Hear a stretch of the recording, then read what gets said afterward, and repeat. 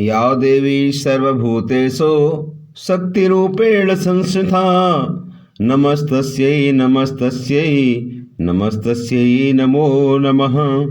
स्वागत है सभी दर्शक साथियों का आपके अपने YouTube चैनल रामकृष्ण सेवा स्टूडियो में। मैं रामकृष्ण शास्त्री आगरा से आप लोगों के बीच में धार्मिक कथा, व्रत कथा एवं अन्य जानकारियां लेकर के आता रहता हूं।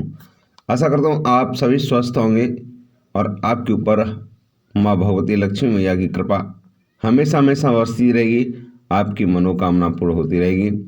चलिए बात करते हैं आज चैत्र मास के चौथे दिन की। और चैत्र मास के चौथे दिन की कथा में आज श्रीमद् भागवत कथा का चौथा अध्याय महात्म्य का चौथा अध्याय है। और इसमें श्रीमद् देवी भागवत के महात्म्य के प्रसंग में रेवती नक्षत्र के पतन और पुनः स्थापन की कथा तथा श्रीमद् देवी भागवत के श्रवण से राजा दुर्दम को मनवंतराधिपति पुत्र की प्राप्ति कैसे हुई, ये कथा आप श्रवण करेंगे। उससे पहले मैं एक जानकारी और दे दूं कि वीडियो बहुत बड़ा हो जाएगा, इसलिए इसको मैं 2 भागों में बांटूंगा। और ये पहले भाग में आप सुनेंगे, शेष भाग दूसरी वीडियो में सुनेंगे। और वीडियो आज ही दोनों प्राप्त हो जाएंगे आपको, इसलिए ये पहले भाग में 45 श्लोक तक की कथा मैं आप लोग को बताने की कोशिश करूँगा।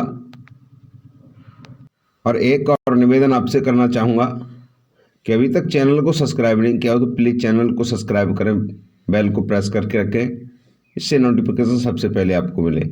चलिए ज़्यादा समय नहीं लेते हुए और 45 श्लोक तक मैं इस कथा को लेकर चलूँगा, उसके बाद दूसरे भाग में विस्तृत करेंगे।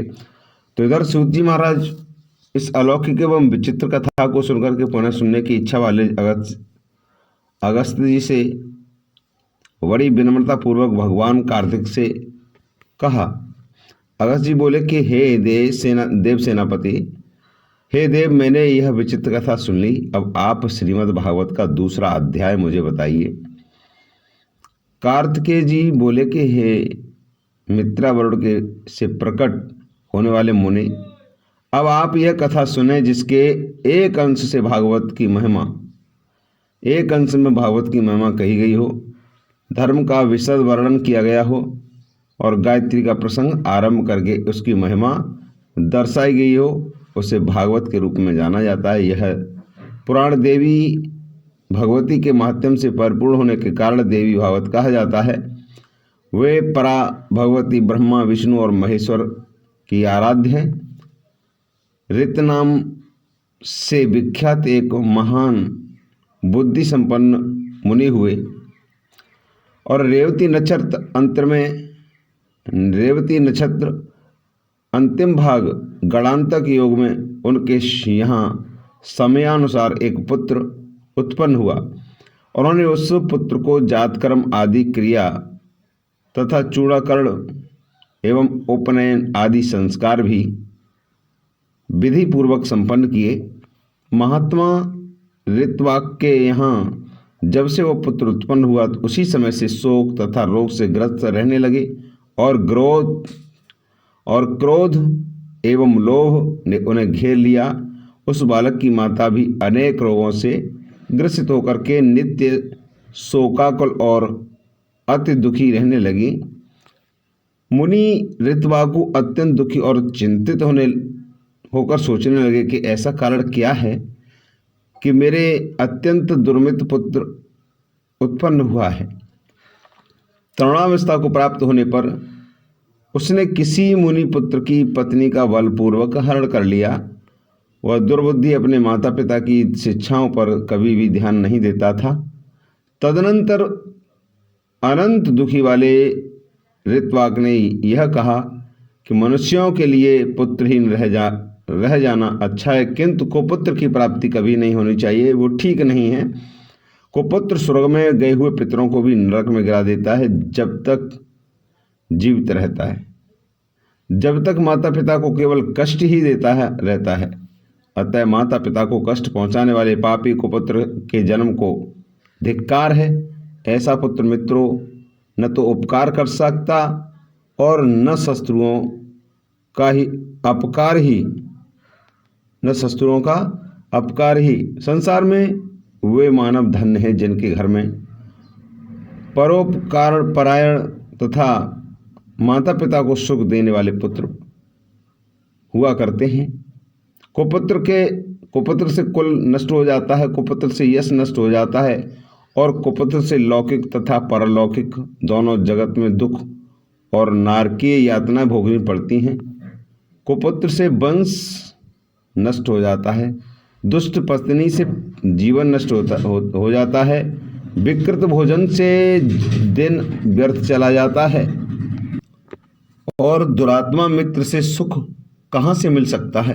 कार्तिकेय जी बोले, हे अगस्त्य जी, अपने दुष्ट पुत्र के दुराचरणों से निरंतर संतप्त रहते हुए मुनि ऋत्वाक ने किसी दिन गर्ग ऋषि के पास जाकर के पूछा।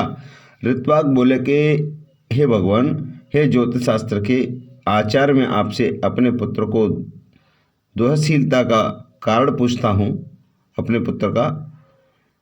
तो हे प्रभु, आप मुझे बताइए कि गुरु की निरंतर सेवा करते हुए मैंने विधि पूर्वक वेदाध्ययन किया और ब्रह्मचर्य पूर्ण करके विधि विधान के साथ विवाह किया। अपनी भार्या के साथ मैंने गृहस्थ धर्म का सदैव यथोचित पालन किया, विधि पूर्वक यज्ञ पंच का अनुष्ठान किया। हे विप्र, नरक प्राप्ति के भय से बचने के लिए पुत्र प्राप्त करने की इच्छा कामना से मैंने विधिवत गर्भाधान किया था, न कि वासनात्मक सुख प्राप्ति की इच्छा से। हे मुने, दुखदायी माता पिता के प्रति उद्दंड तथा बंधु बांधवों को पीड़ा पहुंचाने वाला यह पुत्र और मेरे दोष से अथवा अपनी माता के दोष से उत्पन्न हुआ।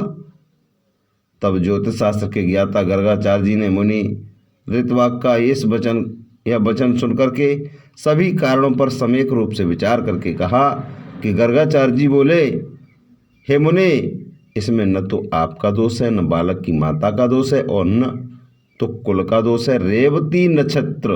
रेवती नक्षत्र का अंतिम भाग गणांत योग ही इस बालक की दुर्नीतता का कारण है।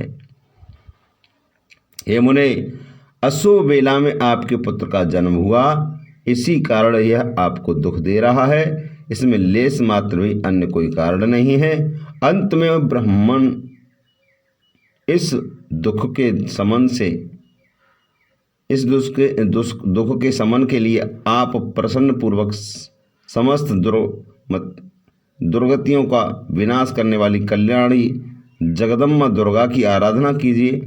गर्गाचार्य जी का वचन सुनकर ऋत्वाक मुनि क्रोध से मूर्छित हो गए और उन्होंने इस रेवती को श्राप दे दिया कि वो आकाश से नीचे गिर जाए। ऋत्वाक के श्राप देते ही चमकता हुआ रेवती नक्षत्र सभी लोगों तक देखते देखते आकाश से कुमुद पर्वत पर जा गिरा। वह कुमुद पर्वत रेवती के गिरने के कारण रेवतक नाम से प्रसिद्ध हुआ और उसी समय से वह अत्यंत रमणीक हो गया। रेवती को श्राप देकर के मुनि ऋत्वाक ने ऋषि गर्ग द्वारा बताए गए विधान के अनुसार देवी भगवती की सम्यक आराधना कर सुख और सौभाग्य की प्राप्त किया।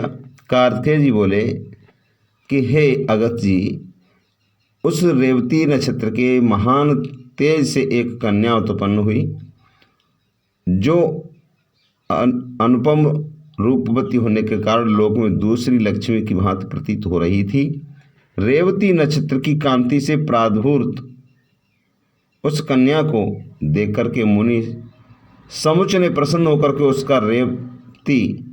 उसका रेवती ही नाम रख दिया। तदनंतर ब्रह्मर्षि प्रमुच ने उस कुमुदाचल पर्वत पर स्थित अपने आश्रम में ले आए और पुत्री की भांति उसका धर्मपूर्वक पालन पोषण करने लगे।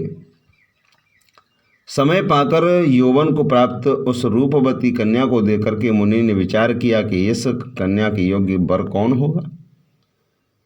वह अन्वेषण के साथ ही बाद भी जब मुनि को उसके योग्य कोई वर नहीं मिला, ढूंढने के बाद भी कोई वर नहीं मिला, तब वह अग्निशाला में प्रवेश करके अग्निदेव की स्तुति करने लगे और प्रमुच ऋषि के स्तुति गान से प्रसन्न होकर के अग्निदेव ने कन्या के योग्य वर का संकेत करते हुए कहा कि हे मुनि, इस कन्या के पति धर्मपरायण, बलशाली, वीर, प्रिय भाषण करने वाले अपराजय राजा दुर्दम होंगे।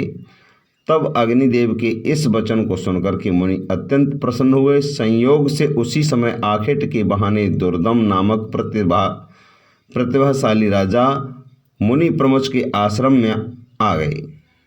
बलवान तथा अप्रिय ओज से संपन्न हुए थे।